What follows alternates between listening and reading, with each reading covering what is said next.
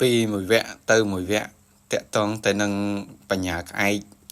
ខ្ញុំតែងតែលើកយកបញ្ញាក្អែកផ្សេងមកជម្រាបជូនដល់បងប្អូនទាំងអស់គ្នាហើយក៏តែបង្ហាញពីគុណតម្លៃបង្ហាញពីអត្ថប្រយោជន៍បាទនិងប្រសិទ្ធភាពផ្សេងដើម្បីឲ្យបងប្អូនបានយល់បាទចូលមកដល់វគ្គនីតិនេះទៀតខ្ញុំបានលើកយកនៅបញ្ញាក្អែកមួយដែលយើងតែងតែឃើញហើយយើងជិះតាមផ្លូវរាល់ថ្ងៃបាទដែលយើងពេលខ្លះយើងអត់បានចាប់អារម្មណ៍ថាដើមឈើហ្នឹងនៅពេលដែលមានបញ្ញាក្អែកតោងនៅគឺយើងអាចយកមកកសាងជារូបផ្សេងបានមិនត្រឹមតែប៉ុណ្ណោះតាក់ទងទៅនឹងរូបសម្ផស្សសូម្បីតែខ្ញុំជាជាងក្រោយពីកសាងហើយក៏ខ្ញុំគិតថាមានភាពបាទអស្ចារ្យមួយនៅក្នុងដើមនឹងដែរហើយតាំងពីយូរណាស់មកហើយក៏ខ្ញុំមិនដែលចាប់អារម្មណ៍នឹកស្មានថាដើមមួយហ្នឹងមិនថាសាច់ដៃទេជាទូទៅយើងតែងតែដឹងហើយសម្រាប់បញ្ញាក្អែកមួយគឺតែងតែមានដៃតាន់ល្អហើយសាច់ក៏មានកាយ៉ៅស្រស់ស្អាតដែរចំពោះដើមនេះគឺមានសាច់ល្អហើយដៃក៏សាច់ល្អដែរมันខុសពីដើមផ្សេងទេ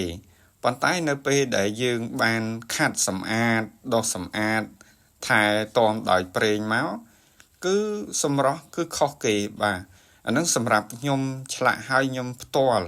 នេះបងប្អូនឃើញតាមរូបភាពកាមេរ៉ាទេបើសិនជាបងប្អូនមកឃើញសាច់ផ្ទាល់ទៀតមិនដឹងថាគួរទៅសារបែបម៉េចទេបាទមួយវិញទៀតនោះចំពោះក្លិនបាទចំពោះក្លិននៅពេលដែលខ្ញុំឆ្លាក់បដាកោសបដានោះគឺមានក្លិនឈ្ងុយបាទឈ្ងុយមួយបែបគឺមានភាពតាក់ទាញនៃ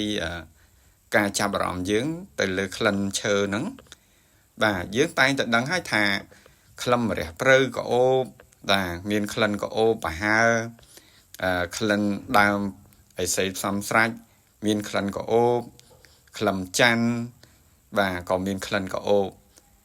ហើយនឹងមានដើមផ្សេងទៀតក៏មានក្លិនក្អូបតែដោយឡែកសម្រាប់ដើមបញ្ញាក្អែកមួយនេះគឺមានក្លិនឈ្ងុយមួយបែបហ្នឹងហើយសម្រាប់ដើមនេះគឺជាដើមបញ្ញាក្អែកដើមលឿងរាជបងប្អូនណាបាទសម្រាប់ឥទ្ធិពលនិងប្រសិទ្ធភាពនៃបញ្ញាដើមលឿងរាជគឺយើងសាងបានច្រើនសម្រាប់តួអង្គក៏យើងអាចសាងបាន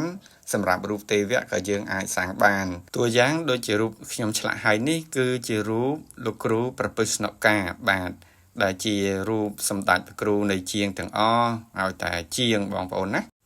ជាទីបញ្ចប់នេះសម្រាប់វីដេអូនេះដែរគឺនៅមានវគ្គបន្តទៀតតាក់ទងនឹងបញ្ញាក្អែកចំនួន3មុខទៀតដែលត្រូវលើកមកបង្ហាញជូនដល់បងប្អូនចូលរួមទស្សនាបាទអញ្ចឹងខ្ញុំក៏សូមថ្លែងអំណរគុណដល់បងប្អូនទាំងអស់គ្នាដែលតែងតែជួយគាំទ្រនៅស្នាដៃជាងចម្លាក់ប្រម៉ែធរណីរហូតមកដល់សប្តាហ៍ថ្ងៃនេះនិងសូមអរគុណដល់បងប្អូនទាំងអស់គ្នាដែលតែងតែចូលរួមទស្សនាបាទសូមអរគុណ